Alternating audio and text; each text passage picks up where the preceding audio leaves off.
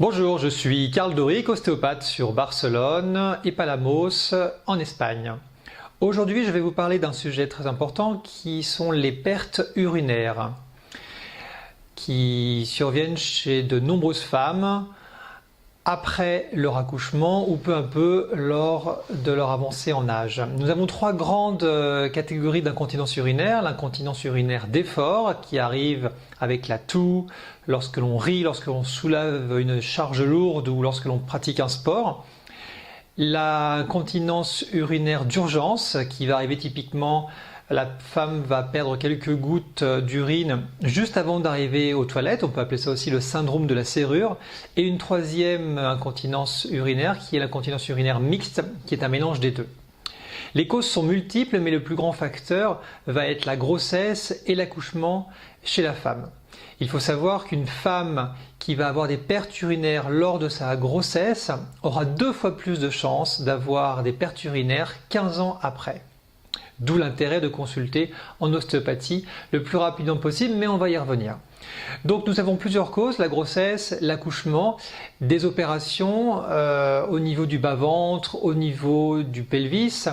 Nous avons aussi des causes comme l'épisiotomie, des conséquences de l'épisiotomie, tout traumatisme au niveau du bassin, au niveau du coccyx, vont pouvoir fragiliser l'équilibre du bassin et peu à peu amener à avoir des pertes urinaires.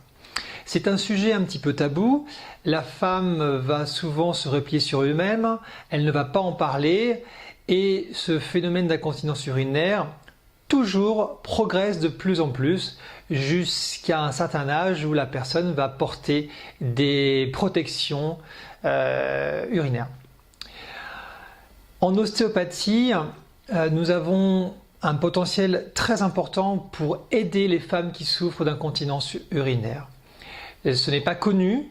Les principales possibilités des patientes actuellement sont la kiné pour faire de la rééducation du périnée.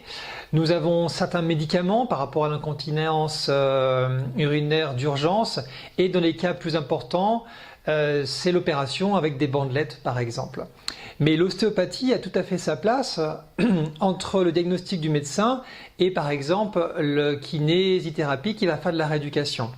Donc il est très important de consulter un ostéopathe dès qu'on commence à avoir des pertes urinaires. Les premiers symptômes, les premières petites gouttes parfois quand vous allez rire, quand vous allez faire un effort, c'est là qu'il faut se dire mon périnée ou différents organes ou structures à l'intérieur de mon pelvis ne fonctionnent pas bien et il faut absolument que je m'en occupe. Et il faut aller voir un ostéopathe en plus de votre gynécologue pour essayer d'arrêter tout simplement ces pertes urinaires ou les diminuer si elles sont déjà assez présentes. Les consultations d'ostéopathie sur les problèmes urinaires sont assez simples, elles ne sont non douloureuses, il n'y a aucun effet secondaire et on a généralement une amélioration de 80% dans nos cabinets au niveau des pertes urinaires. Mais je le répète, il faut consulter le plus tôt possible. Plus on attend, plus c'est difficile. Et il faut en parler autour de vous à toutes ces femmes qui n'ont pas trop de solutions à part mettre des protections au niveau dans leurs sous-vêtements, que l'ostéopathie existe.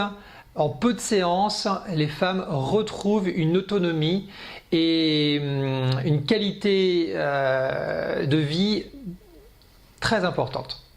Voilà, donc parlez-en autour de vous, parlez-en aussi aux gynécologues qui ne connaissent pas l'ostéopathie pelvienne. L'ostéopathie dans ces cas-là fonctionne très bien. Voilà, merci, à bientôt, au revoir.